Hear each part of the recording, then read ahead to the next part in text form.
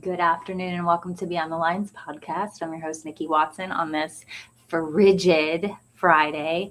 I hope everybody's having a great day. I know I am, which is why I'm here. Yes, so we are going to get into some topics today.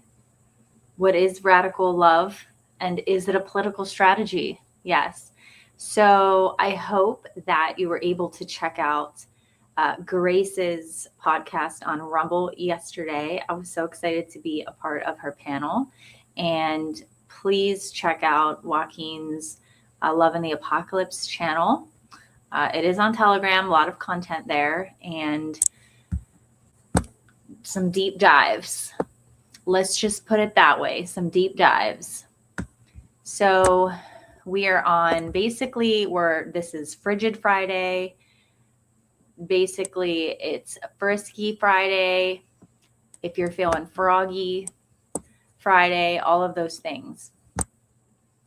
So I was a little bit inspired to go into this topic today. So if you've never been here before, welcome. Thank you for joining us. We stream live to Rumble and YouTube within the last, 2-3 months or so, started streaming live to YouTube and also on X. I did hear that X was down. I did experience it myself a little bit. I guess it's back. So we'll see, it's back. And so we're going to try and do some screen sharing. Yeah, this is pretty funny. So looking forward to going to that. So we'll go into a little bit of what is radical love? Is it a political strategy? And let's see. Very good. Okay, so let me just make sure everything's working. It looks like it is. Anybody have big plans for the weekend? We have high school basketball. And like I said, it's like frigid outside. So it'd be nice if we didn't have to stay out there, go in and out. So we'll see. A lot going on this week, though, guys. A lot going on. Had a lot going on. We didn't even talk about the Minneapolis. All the stuff going on with Trump, Iran. A lot of things. A lot of things are going on. We're not going to talk about many of those today. We're going to stick to the topic. But we are aware. We are aware that all of those things are happening. So very good. Let's see if we can do a little screen sharing here on this video so we can play this video here.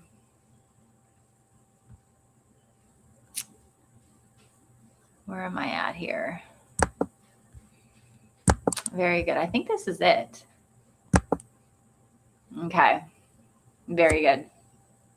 Okay. So if you're new here, again, welcome. But I have been tracking the Democrats' token Christian, Mr. James Talerico. It does sound like an Italian name. He does not seem like an Italian. You can just look him up yourself and you can get his whole backstory, whatever Wikipedia is worth. And so he is a representative from Texas. He's running for Texas Senate. I believe will be running against Jasmine Crockett, I believe, for Senate in the primary. And so, but he's been doing some media circuits. We covered it on our Telegram channel. Miss Richardson had him on at one point where she was sort of feeding him the lines. Remember that? Anyway, so he was raised religious and he was a public school teacher, and he became in 2022, when he was in his political position, again, House of Representatives of Texas, in Texas, he started going to seminary school. So I did not say on Wikipedia whether he graduated or not or whatever, but he's very preachy-like, right? Which is weird because it's like, that's always a criticism of, that the Democrats have against the right, or the so-called right, or the conservatives, or, whatever. So it's very curious that everybody's okay with this now, because ultimately the outcome is based on what they want and their policies, right? Whatever. So that's why it's sort of interesting that he's really on this pulpit like all the time. He's like doing this character this whole time. So let's just listen to what he has to say on this topic. We have a couple clips that, again, I have on the Telegram channel. You can check them out. Let's just listen to this one today. So he's being interviewed by Ezra Klein. Ezra Klein wrote an opinion piece for the New York Times about this interview and about James Talerico, and referenced a interview that Talerico had with Rogan, where he was talking about how like abortion isn't in the Bible, but this is why I think abortion's okay based on a biblical reference. Again, I don't know if we'll go into it right now, but so Klein is interviewing him again on this podcast here. And then the majority Democrats on X posted it to their account and says, James Talerico knows the secret to defeating Trumpism. They're still trying to defeat Trumpism. It's been 10 years and they're still trying to defeat Trumpism. So it's all bullshit, but we're playing along because we're just, we're encouraging them to break the fourth wall. But we're hanging on here, and let's just hear what he has to say here. The culture that gives rise to someone like Donald Trump, it's going to require putting forward a new vision of what a different kind of politics would look like. What is the antithesis of Trumpism? What does that politics look like? What does the country look like with that kind of politics? I think that people are really tired of being pitted against their neighbors. They're tired of being told to hate their neighbors. It's been 10 years of this Trumpian politics. Again, sometimes on both sides of the aisle. And I think people are ready for a politics of love. A love not just for the state of Texas or for this country, but a love for our neighbors, a radical love, especially for our neighbors who are the most different from us. And that kind of politics, I think, could transform this. I'm sorry. It's so stupid. I can't even take it. It's so stupid. Okay. Okay.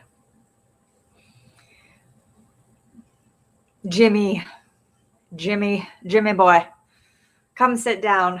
Come sit down. I may only be a little bit older than you. We won't say how much older than you. A number of years, but not too many, if that's any indication. But come sit down. Let's have a little chat. Okay. So first of all, the love sounds a lot like strength through joy, doesn't it? Remember the Kamala Harris phrase about joy, right? And that went over so well, right? Because it was so in tune with the most of Americans. It was so in tune with the voter bloc. It was so in tune with the tone of the culture, in 2024. Right. And so the other interesting thing I noticed was that he does not bring up one of the biggest culprits in all of this, right? Because it's this sort of, again, with them, which they always do. And in fact, on my Telegram, I an old clip of his within the last 6 months, a clip of his where he's again punching down, right? So they pride themselves on punching up. They're like, we're the class. And they were at one point, right? That we're the party, right? We're the political party that, punches up, right?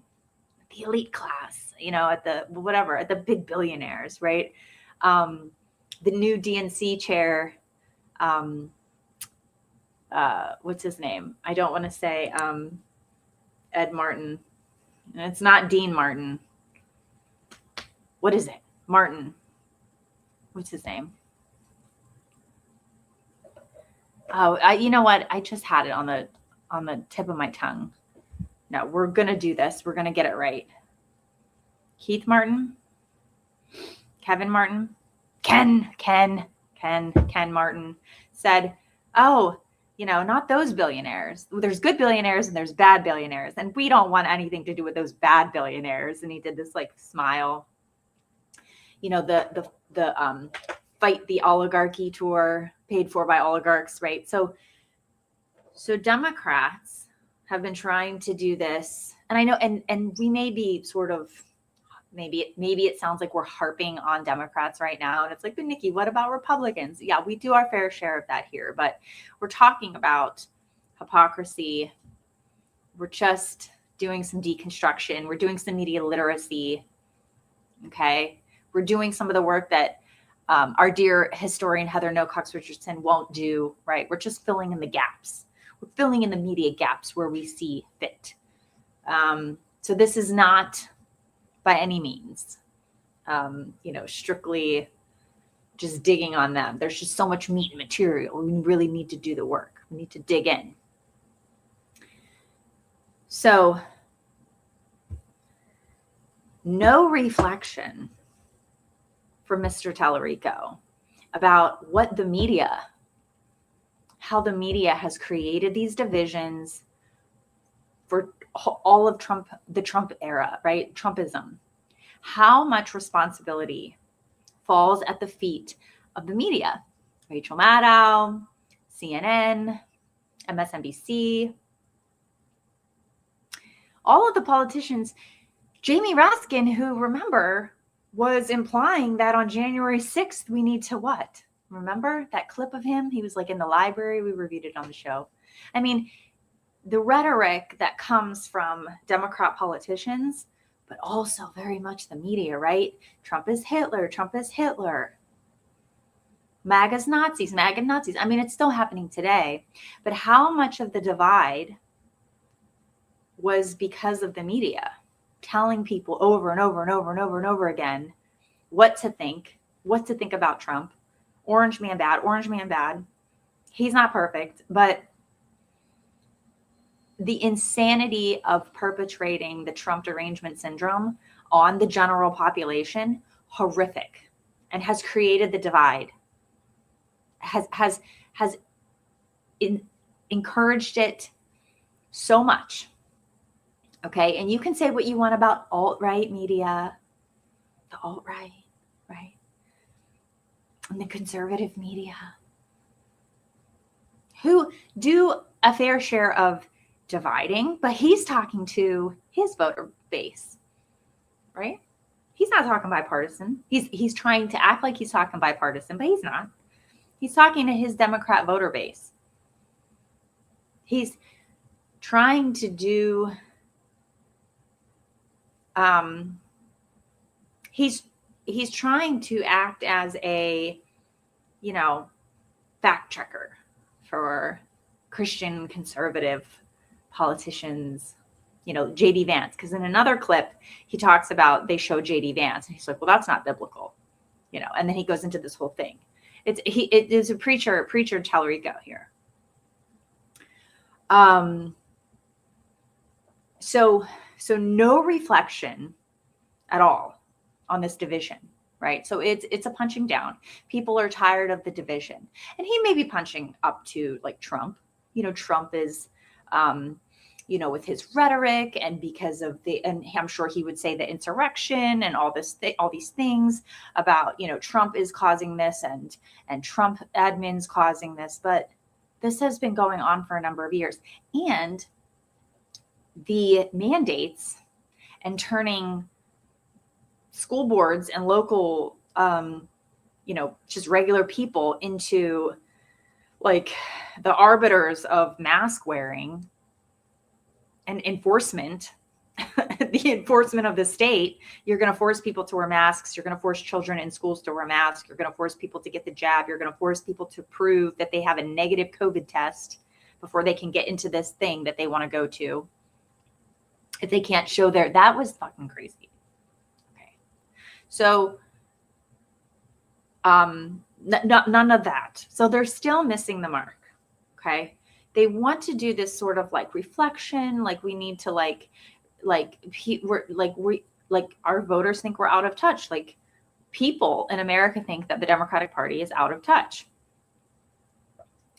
Is this showing otherwise? I don't know. Is this showing otherwise? Because you're not actually addressing the issue, right? Okay. So people are tired, it sounds like, right? And people we need a policy of love. Love your neighbor, especially those that are different than you. What are you talking about, Jimmy? Are you talking about the ICE situation where they're going around and checking people's citizenship? Are those the neighbors that you're talking about? Are you talking about trans neighbors? Are you talking about people that are different than us? Are you talking, because I've heard him say before about multiculturalism. Our strength is in our multiculturalism. Okay. So I'm just thinking that there's this implication that we're not in general loving our neighbors enough, or those that are different than us. And I would like to know, so does that include MAGA?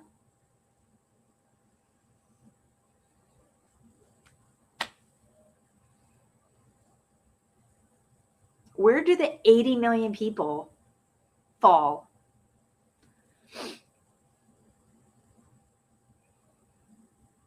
Who voted for Trump?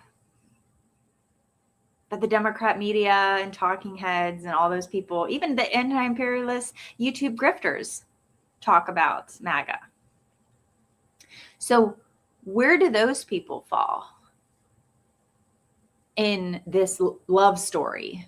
Are we supposed to love our MAGA neighbors? Are we just supposed to love the neighbors that come from a different country? Are we just supposed to love our non-American neighbors? What about our American neighbors? Are we supposed to love them? So are you encouraging your Democrat voters, James, to love MAGA? So something to think about.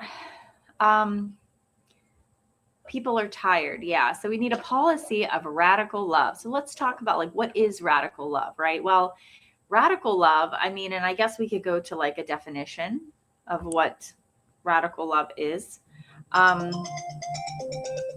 It reminds me, take that call. It reminds me of my dear old teacher, Marianne Williamson. I know that radical love is a phrase that is used.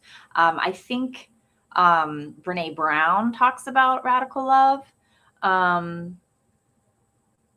It looks like here that Radical Love is the first live album of the Filipino worship band Victory Worship. That's nice. Okay. So, okay. So he didn't talk about this. But I just pulled this up now. Radical love, as depicted in the Bible, this is probably what he was referencing. But I wonder how other people pick up on that term, radical love, right? that other woman who has a podcast who talks about radical love. I feel like Oprah probably it's a very new agey term, right? Like maybe I'm thinking also too of like radical self-love.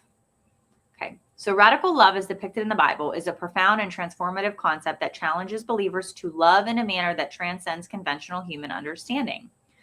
This love is characterized by its selflessness, sacrificial nature, and its call to love even those who may be considered enemies. It is rooted in the nature of God and exemplified in the life and teachings of Jesus Christ. The concept of radical love is deeply embedded in the teachings of Jesus, particularly in the Sermon on the Mount. In Matthew 5:43-44, Jesus commands, "You have heard that it was said, love your neighbor and hate your enemy." So, hello, James. But I tell you, love your enemies.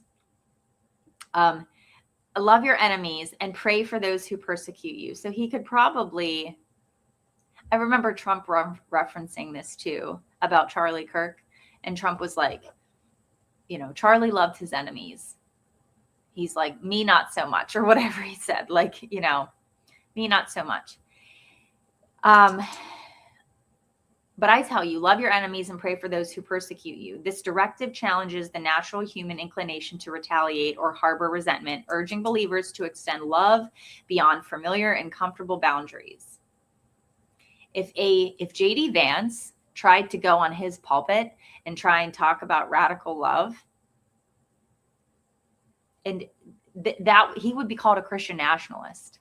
So why is James Talerico not being called a Christian nationalist? Why is James Talerico quoting the Bible and talking about policy and talking about the American people and making biblical references and justifying policy like immigration policy, abortion?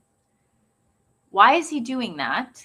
And that's okay. And that's not Christian nationalism. But when J.D. Vance does it, or Stephen Miller, the big one. Why is it Christian nationalism when J.D. Vance does it? Says something about Judeo-Christian values.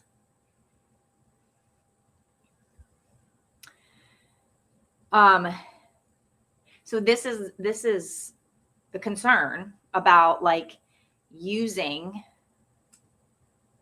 biblical principles or people's interpretation of Jesus as a way to say we should have open borders because Jesus would have anybody at his table.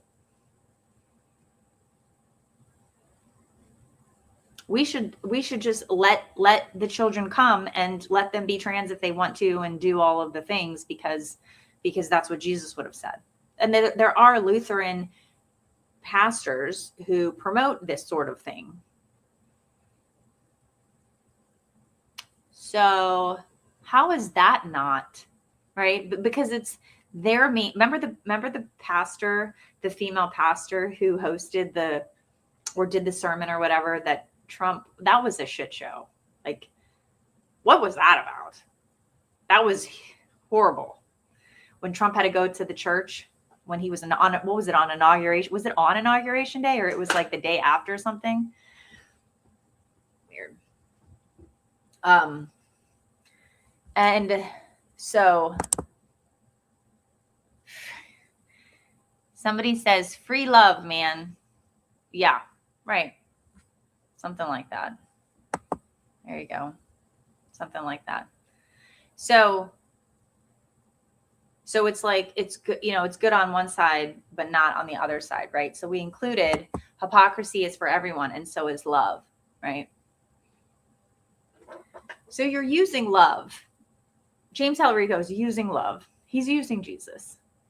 He's using biblical principles. He's using religion just like everybody says that they don't like, right? All the criticisms of the right, the so-called right, the conservatives, the Republicans, the Trump supporters, J.D. Vance, like he's doing the same thing. Oh, because he's advocating for what? Abortion and open borders. The nature of God's love. Radical love is a reflection of God's own nature. in John 4:8, it is stated, whoever does not love does not know God, because God is love. God's love is unconditional and encompasses all of humanity, as demonstrated in John 3:16. These are Christian principles. Okay? People can live by that. And New Age has also taken over, right, this idea of love, radical love, when it's a huge component of again, biblical principles, but also what Jesus stood for and represented and believed in and promoted, right? Which is all good. But is it okay? Is it reasonable? Is it effective for a politician to be using this to justify anti-Trumpism, positioning it like it's some sort of way out or transition into something better? That's what people want. It's not landing well, okay? Because he is not a good character here, okay? He does not present strength. He presents weakness, okay? There's like something Obama-ish about him, right? But there's something else that is not, there's something limp-wristed about him, in a way. Like, it's not, you can be the philosopher king, right? But you still have to go to war with your enemies.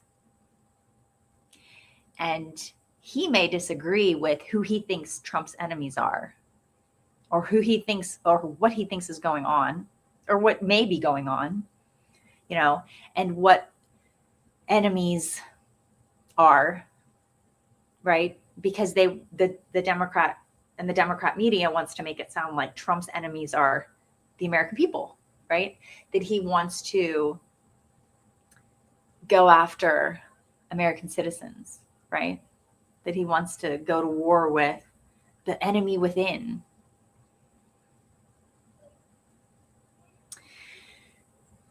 So this isn't landing for, I can't imagine this landing for anybody. I'm not sure if it's landing for Klein, because we covered he was included in a New York Times article back in like August, I think it was, about Project 2029, and how he is like part of this, like there's a divide in the Democrat Party, in a few different ways. But one of the ways is, and Nate Silver talks about this as well in his critique of Heather Cox Richardson, which we also provided a deconstruction of and some insight to, some commentary on, if you will, in a past episode.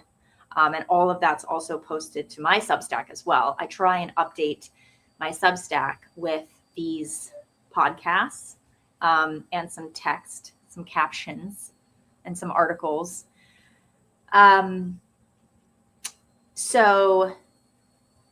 So Klein is part of, so there's the resistance libs, and then there's the abundance Democrats. Okay. So Klein is part of this abundance, based on this article, and where people see people in positions of,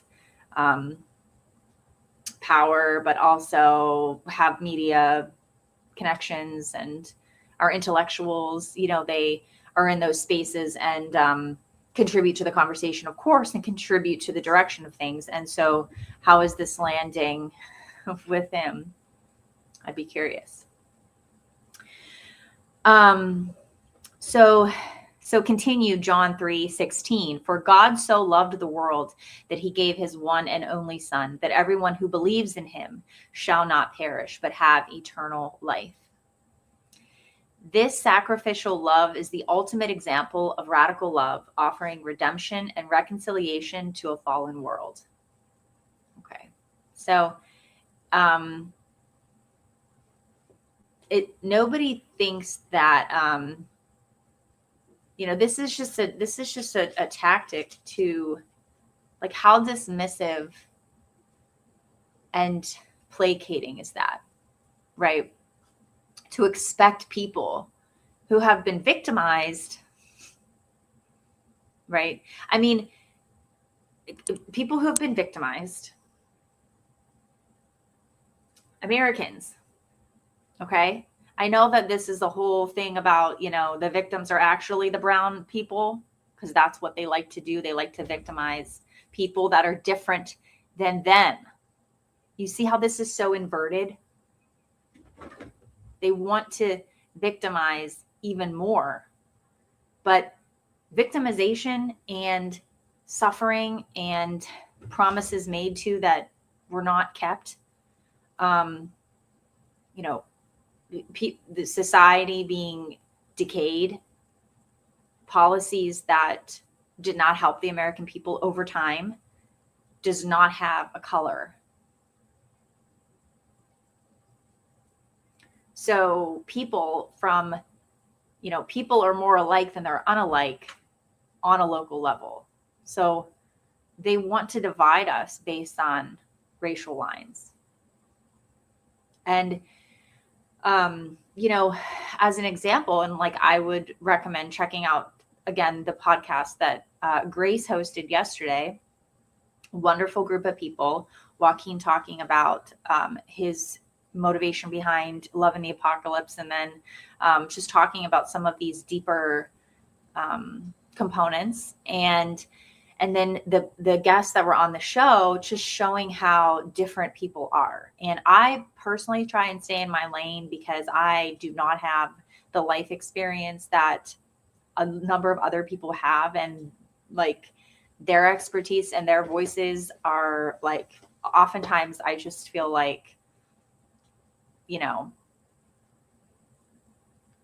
not at all in the same space, they're completely out of my league, sort of a thing. And so I, again, try and stay in my lane. But I can see how Americans, many of which look like me, are in my age range, have the same, opportunities as going to college, going to just a regular high school, going to college, or, going to public school, going to college, being utilized in all of these systemic and institutional ways, right? Being used politically, being activated politically, right? And just being involved in, being involved in the sense of I have an opinion, I have a vote, I have a voice, so I can be engaged and involved, and I have skin in the game because I live here. I have my children here, my husband, our businesses, our life, our future, our family, our friends, our past, right? Everything is here. The United States is a big place. It's done a lot of damage. And I know Americans are not well loved amongst, internationally. I know there's sort of this divide where it's this sort of liberal mindset of globalism and global citizens, and Americans are great. And Europeans and Europe is great. And this sort of, again, this globalism thing, this global citizenry that comes from incredible privilege, right? So, and that's very institutional that we see as well, where you see, I just posted a clip to the channel today about Senator Hawley was talking to an OBGYN, and he was like, can men have babies? Can men give birth?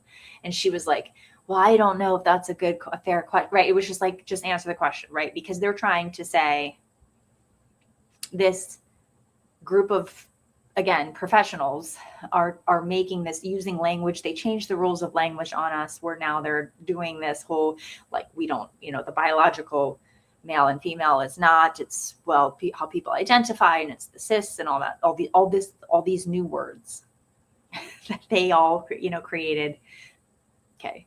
So it's very it's indoctrination, right? But it's playing along. It's a lot of what we saw too with the pandemic.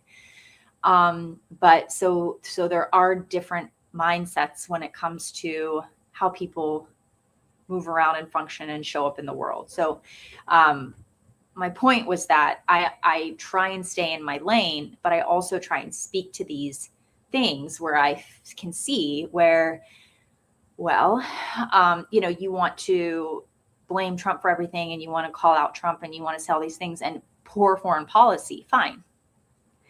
So let's look at then the groups of people who live in America. Then again, I'm just trying to stay in my lane, and the people, and there are also groups outside of America, Canadians, Europeans. Again, I'm trying to think from, Australians, New Zealanders. They show up in Heather Cox Richardson's comment section, and they're like, Germans. They're like, America. Like, they follow along with this New York Times Atlanticist narrative. So it's not just Americans that are doing this. It's this global project, right? And so I can just represent, again, my lived experiences of like, why would somebody fall into this trap? Okay. So people want to criticize Trump. They want to criticize the US's foreign policy. And I'm looking at, well, you want to complain about the, it's a two-party system, and, the uniparty, and, elections, and people want to complain, and they want to, not just blackpill, but they want to sort of lump everybody together. And it's like, well, what gave rise to Trump, right? Who is the American voter, right? Who is the American worker? Who is this voter bloc that is behind the US machine? You have some people that say, well, elections don't matter, and voting doesn't make a difference to foreign policy. Where I would say that public pressure and the reflection of society does in fact affect foreign policy, and awakening, right? Talked about the Great Awakening yesterday on Grace's show, and we can bring it up again today, the Great Awakening. So my point is that we have been used, just like other countries are used to divide along historical lines, country lines, great wars, and people, ethnicities, right? Divided on those lines in other countries. And that's how they're able to be controlled. And so in the US, we are controlled along racial lines, when oftentimes, depending upon where, your experience in the US, most people, there is prejudice. Yeah. And there is racism. There is judgments on people based on, right? There's like slurs. There's roasting. There's derogatory back and forth. Has it gotten better? Has it gotten worse? A friend of mine, who I had on the show a few times back when we really started this podcast, my friend Brian, he would talk about how he feels like racial divide sort of got worse under Obama, because it was brought really to the forefront. And so when you're talking about it so much that, it creates more, when really it's also too, like, policies that have put Americans in poverty, and poverty has white people and it has Black people. And we have seen over the last number of years with alternative media, internet culture, influencers, content creators, you'll see people speak out and say, that was the whole thing with people that voted for Trump. It was like leaving the Democrat Party, because seeing how the Democrat Party hijacked the welfare system, hijacked the unions, but basically told people, Black Americans grew up believing that if they didn't vote Democrat, then their welfare checks were going to be taken away from them. So it's about keeping people in a poverty mindset, keeping them dependent upon the government, keeping them dependent upon voting. And now we're bringing in people from, we're just opening the border and we're doing the same thing.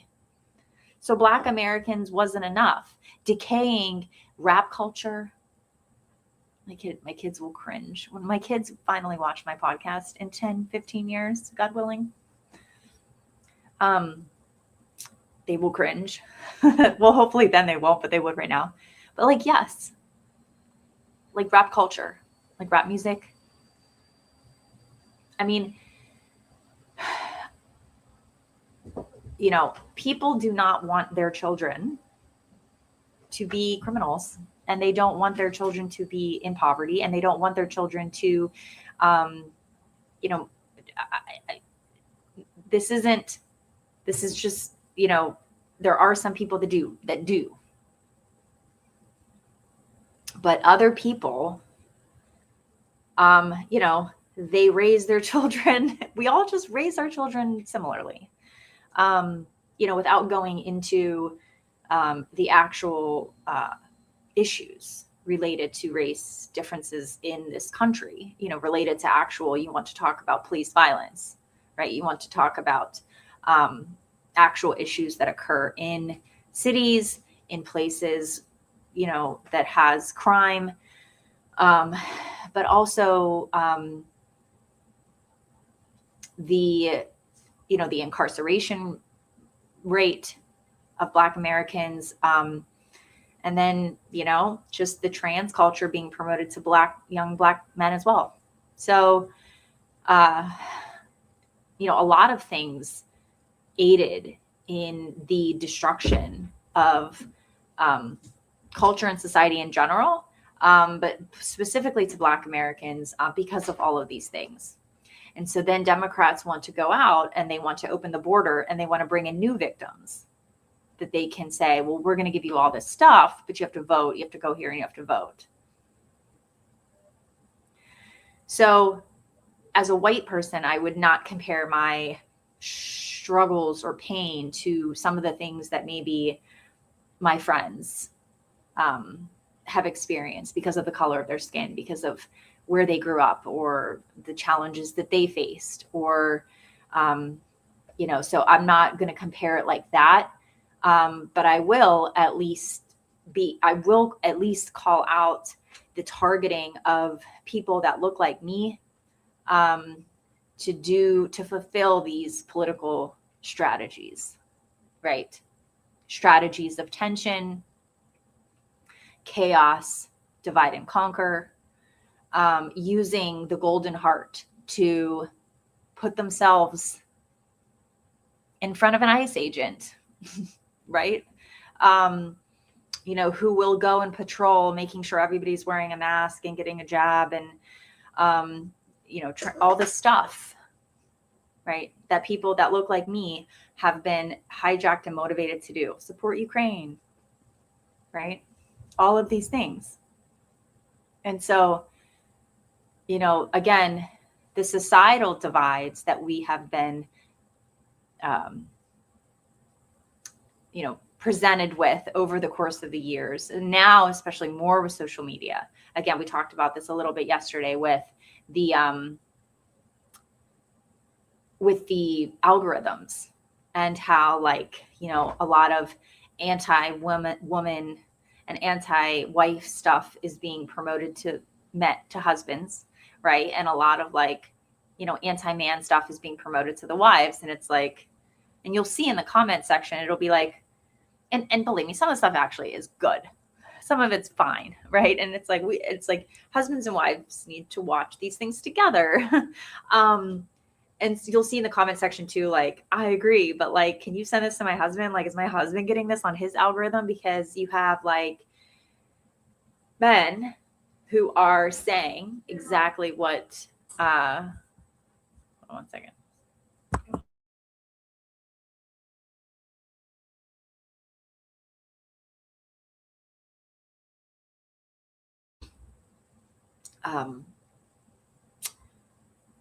you have men who are like marketing to men, but also women, it seems, of like messaging.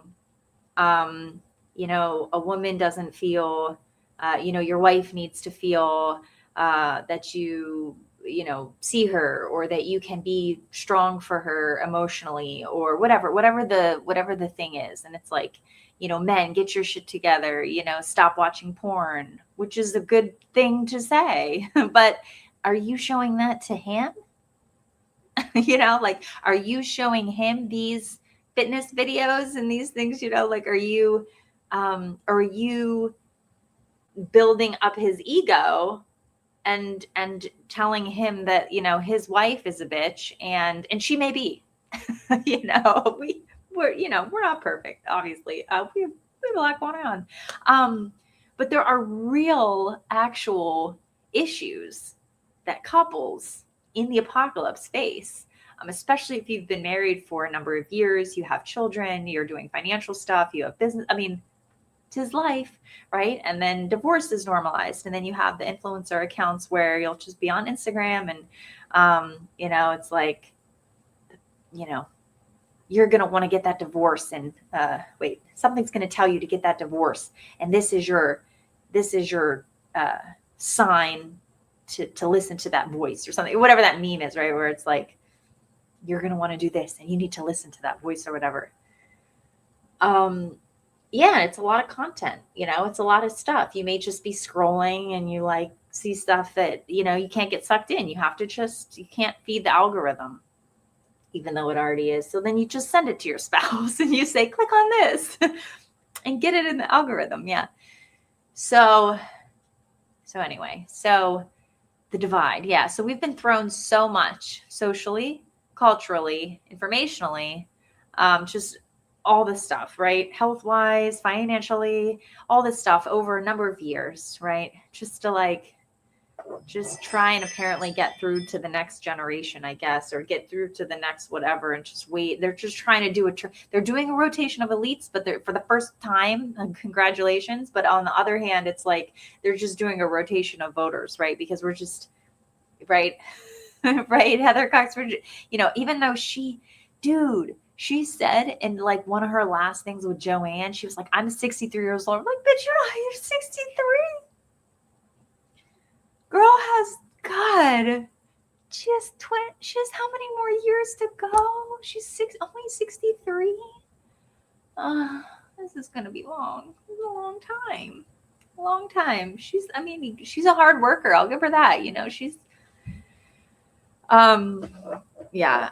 XF said a funny thing on the live stream. I'll have to post it to the channel. He said something like, what's one of the annoying things about it is that she like chronicles her messaging like she's like the Diary of Anne Frank. Like these things are happening in real time. Like it only happens because she reports on it. Like it only happens when she says it is. And meanwhile, it's only, again, the New York Times narrative regurgitate. It's the same thing. It's just the copy and paste thing. And she's acting like this is news, or this is a thing, or whatever. And it's like, not that big. It's not that radical. Speaking of radical love. So, Marianne Williamson, speaking of radical love, I'm not sure if we can go to her page. I'm not sure it's worth it to go to her page. Sorry, Marianne. I'm not sure it's worth going to your page. Let's see here. Facebook. Marianne Williamson. So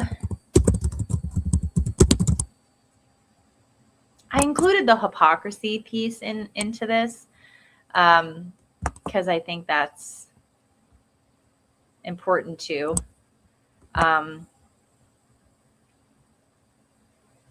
She's so funny. I guess we'll just here. I have an idea.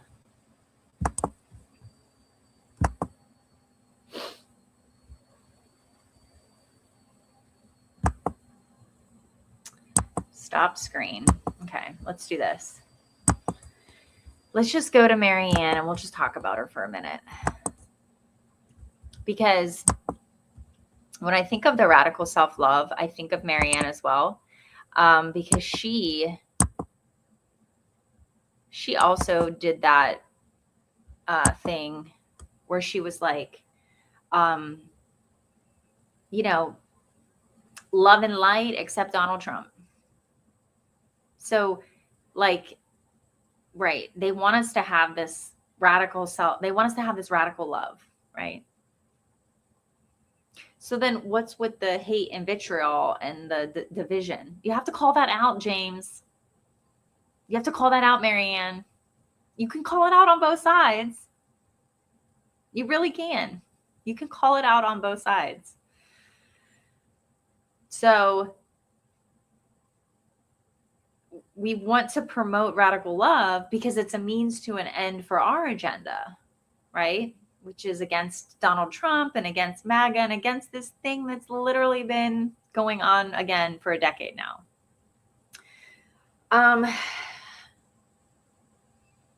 So it's not from a bad place in the sense of like, of course we're supposed to love our enemies. Of course we have transformative love, right? And having a relationship with God. You know, XF talked about a God-sized hole in your heart, right? The crisis that we face is a spiritual one. It is about, the new resistance. It's about, not being activated to externalize our traumas and our pain and thinking that we need to go out and to do this protest. And protesting is fine. It's within our rights. And but it's changed over time, right? And XF talked about it too with his experience, but also Scott Lebedo, I think his name is, he's that artist in New York. He's from Queens, I believe. He brought up the same point that XF had brought up about the civil disobedience. Used to be the point was to get you were prepared to be arrested, but you knew the risks that you were taking and you were doing it to prove a point, and getting arrested was part of it, but you didn't resist arrest. You did not resist arrest. And now it's taken this turn where it's like, we need to instigate, we need to insert ourselves. We need to, borderline, you have obstruction, you have, infringing on an investigation, you have, just a number of things, right, that are going against you, and Scott, I don't think I shared it, and I don't have access to it right now, but I think I may have shared it on the channel, I'm not sure, where he was like, you make this conscious decision to step over that blue line of the law. You make a choice to step over that, and the risks that you're taking, and that you have these law enforcement agents who he just lost his mother, or he just got into a fight with somebody and had he was attacked by somebody that he was pursuing, blah blah blah. So you're doing it very purposefully, and you don't resist. You fight it out in a court of law. You plead your case in front of a judge. That's the point. You do that advocacy work. You do it that way. And so, this whole flip with these new kids of like, we're going to insert ourselves, but then we're going to resist arrest, and we're going to act like the resisting of their arrest is part of their crimes against us. And it's very strange. So promoting this radical self-love is like, what do you think? Yes. Love has to do with restraint as well. So you can't use biblical principles to just placate and just sugarcoat everybody and, just placate and sugarcoat the real issues and just jump over it all. We're doing the same thing. We're doing the same thing that Kamala Harris failed to do. Okay. You're seeing it by Democrats across the aisle. You're seeing Josh Shapiro do it, just not taking responsibility, which is fine in a way. But that was the benefit of Trump, is that he could come in and he could be like, independently wealthy, like he could be doing his own thing. And like we're in the second Trump term. It's a new phase. It's not exactly like it was before. I'm not holding water for him. I'm talking about how he got elected, why voters matter, why this messaging matters. If it didn't matter, these people would not do it. Don't you think they have better things to do?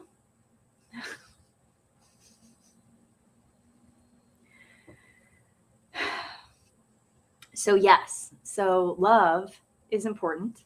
Love is real. And radical love is related to our relationship with God as well. Okay. And it's not separate from Jesus. And, you're not going to find peace and love in your heart by going out in the streets and inserting yourself. You're not going to find it by, putting your kids on gender hormone, whatever stuff, whatever. You're not going to find it by going out and screaming at people, chasing down ICE agents or protesting at No Kings rallies, laughing at the death of Charlie Kirk.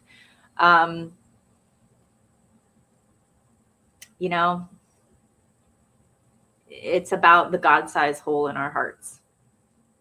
And can we love God? Can we receive God's love for us? Can we not expect from the world that which it cannot give us? And you have spiritual teachers like Marianne, who wrote a book, A Return to Love. I've read. And it's about always returning to love, right? But I would hope, though, Marianne, that would include Donald Trump. Because if we actually loved Donald Trump in the way that y'all say we should, love our neighbor, love our enemy. If Donald Trump's our enemy, he's a Nazi, he's Hitler, he's ushering fascism, we're rising fascism, all these things. Shouldn't we be loving Stephen Miller then? Or I don't know. I know everybody's doing different messaging. And Heather No Cox Richardson is an atheist. So she probably would not get on board necessarily. I mean, we could go back to the interview that she did with Talerico, where she was really luring him in and telling him what to say as far as what she wanted the token Christian to say as a means to fact check JD Vance. But she's not going to necessarily get on board with love your neighbor in the way that you're saying. Not if your neighbor is a Nazi MAGA or MAGA Nazi, whatever.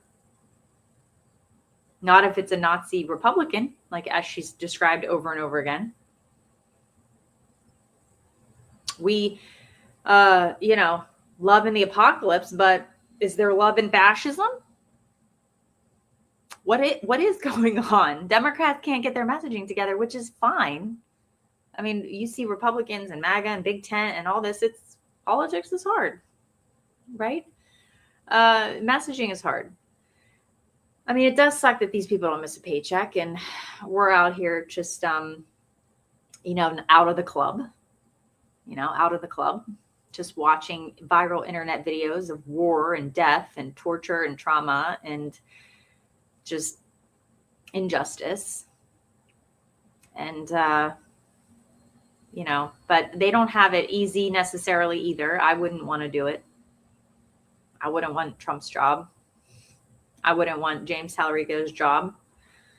I wouldn't necessarily want Candace Owens' job. So, but again, if we're supposed to love our neighbor, why does that not include, the that which is demonized by you guys. So they have him almost like in this silo. They have James Talerico almost in this silo where he just acts this part that really is incongruent with the rest of the media messaging. Right? So who's going to all get on board with this? And then you have Chris Rufo. I'm sorry. Not Chris Rufo. You have Ezra Klein. Let's see here. Who writes this article? Let me see if I can pull it up here. Oh. Where are we at? We're going to be wrapping up here soon. So thank you for hanging out with me. I appreciate those that are watching live. Here we go.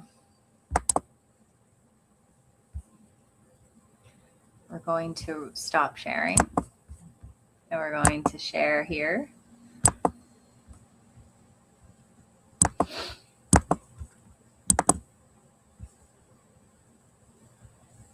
Okay.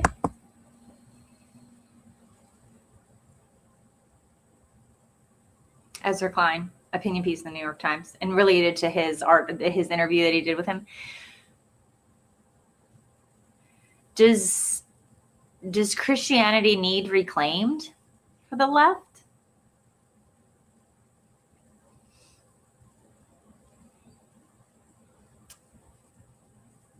What is the left too right now, by the way? What is the left? What's the left?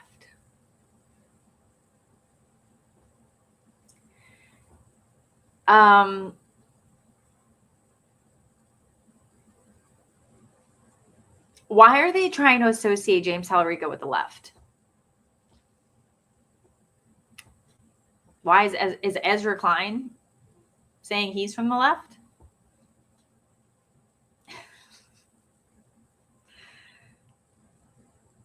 Why didn't he say, can James Talerico reclaim Christianity for the Democrat Party? Why didn't he say that? Does he mean the left? Because really, when I think about them leftist podcasters, right? When I think about them leftist podcasters, man, all they talk about is Christianity. They really have it locked in. They really apply it to, I mean, you can just tell. I mean, and even if they don't talk about it, you know they're a Christian. So why is Ezra Klein wondering if James Talerico can reclaim Christianity for the left? And why does James Talerico need to reclaim Christianity? Are they saying the quiet part out loud here as far as like confirming my claim, which is that James Talerico is the token Christian for the Democrat Party as a whole? Forget about the left. I don't know. You tell me. You tell me. So I think we did everything we came here to do. So again, thank you for joining me. If you're watching this on the replay, thank you for joining me live if you were here. And please like and subscribe. Catch us on YouTube, Rumble, Substack. I'm also on X, and where else? The other places, Instagram, TikTok, Truth Social, So catch you there. And we will, again, thank you so much for joining me today, and I will catch you next time. Have a great weekend.